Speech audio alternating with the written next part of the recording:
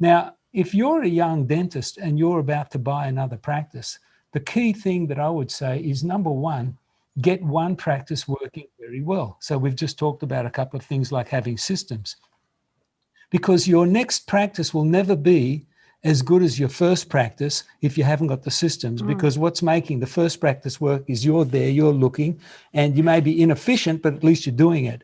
But now you duplicate yourself, you can't be in two places at once. And now you're really dependent on systems and training. And that's where things fall over. So get one practice working well. And once you've got that model working and you're not there, take a holiday, see how it goes without you. Now you're testing your systems and you're stress testing it. And if you can do that, then you've figured out how to duplicate yourself. And that, I think, is a really important message that is absolutely lost on most dentists. They don't understand what's involved, because they don't know what's working and what's not working. And I think we've spoken about this many times. Duplicating inefficiencies is just not the smart way to go. I've got a lot of clients of mine that wish to do the same thing, and I had a long talk with Professor Larkin about this too, and it's been a real mistake made in the US of buying another one and buying another one. Listen, I would always encourage a young dentist or practitioner to absolutely maximise the space that they've got right now.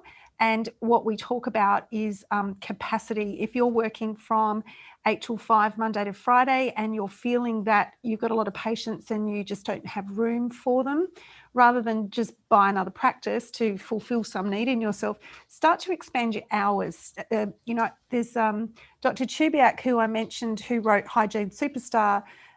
We had an interview the other day, and he explained that he has one team come in from 7 till 1, and he has another team come in from 1 till 8.